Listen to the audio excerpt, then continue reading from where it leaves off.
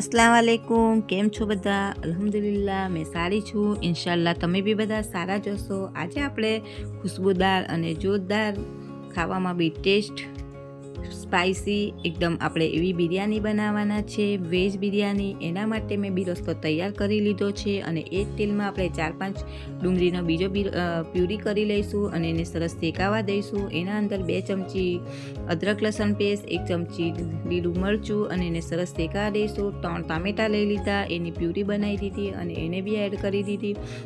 એના અંદર 3 ચમચી લીલું લાલ મરચું કશ્મીરી, 2 ચમચી હળદર, 3-4 ચમચી ધાણા પાવડર અને એને સરસ શેકાવા દઈશું. 1 ચમચી આપણે સ્વાદ પ્રમાણે મીઠું પણ લઈ લઈશું અને એને મસાલાને સરસ શેકાય ત્યાં સુધી થવા દઈશું. અને એના અંદર ગરમ મસાલો એડ કરી લઈશું.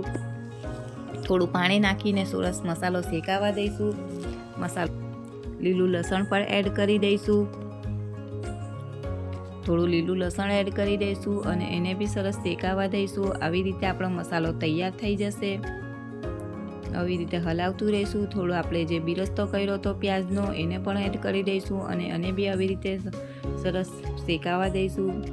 મસાલાને સરસ શેકાય છે, ખુશ્બુ આવે ત્યાં સુધી એને સરસ શેકાવા દેવાનો છે. એક બાજુ આપણે બટાકા અને વટાણા લઈ લઈશું, એને ઉબાલી લઈશું અને એક બાજુ આપણે 4-5 ચમચી જે આપણો મસાલો રેડી કરીએ છીએ એના અંદર 5-6 ચમચી જેટલું દહીં એડ કરી દઈશું.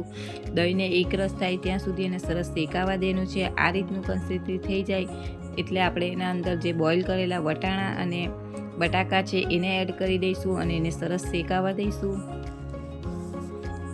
આ રીતનું થઈ જાય એટલે એના અંદર આપણું જે વેજીસ છે ફ્લેવર એને એડ કરી દઈશું.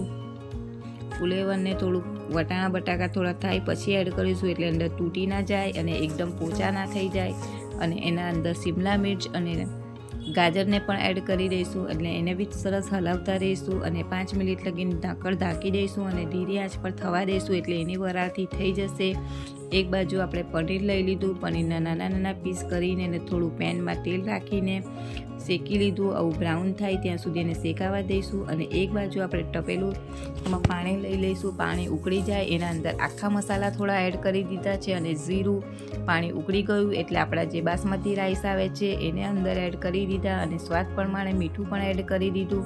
આપણા રાઈસ બોઇલ થઈ ગયા છે.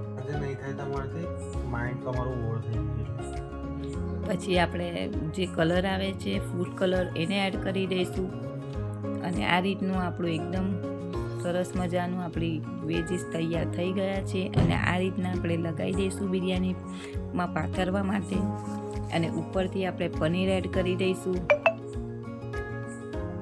પનીર એડ થઈ જાય એટલે આપણે એના અંદર બિરસ્તો એડ કરી દઈશું અને એના અંદર આપણે થોડું ધાણા અને ફુદીનો પણ એડ કરી લઈશું. પછી આપણે ગોલ ટામેટાં કાપી લેવાના છે. એને ઉપર આપણે સજાવટ માટે બી રાખી શકાય અને ખાવામાં બી આપણે ખાઈ બી શકીએ સરસ. આ રીતનું આપણે ટામેટાં રાખી લઈશું અને પછી ઉપરથી પાછો એવી રીતે જ પડ બનાવી લેવાનો છે. તમે નવા જ છે તો મને જોઈન્ટ કરો. આ રેસીપી બનાવવાની ટ્રાય જરૂર કરજો. એકદમ સરસ અને ખાવામાં બી એકદમ ટેસ્ટદાર બની હતી અને મસાલેદાર આપણી બિરયાની તૈયાર છે, વેજ બિરયાની. આ જ રીતે ફરી પ્રોસેસ કરી લઈશું અને એને થોડી 5 મિનિટ જેવી આપણે દમ પર 5-10 મિનિટ દમ પર રાખી દઈશું એકદમ ધીરી આંચ પર. અને આપણે કોલસાનો સ્મોક બી આપી શકીએ છીએ.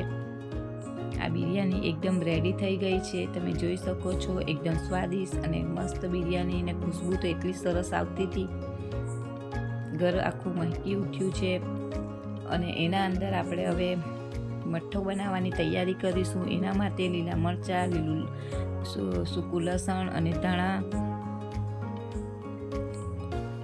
એને મિક્સરમાં થોડું ગ્રાઇન્ડ કરી લઈશું. પછી આપણે એના અંદર થોડું દહીં એડ કરીને સરસ એને પીસી લઈશું એટલે આ રીતની કન્સિસ્ટન્સી થઈ જશે. દહીં થોડું વધારે નાખીશું તો એકદમ ઘાટો મઠ્ઠો અને એકદમ સરસ થશે.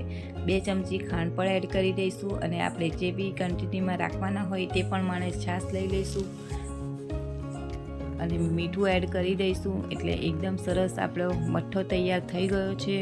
મેં 4 થેલીનો બનાવ્યો છે છાશ અને અડધો ડબ્બો ડાઈ નાખ્યું હતું અને આ રીતનો આપણો મઠ્ઠો તૈયાર છે. અલ્લાહ હાફિઝ.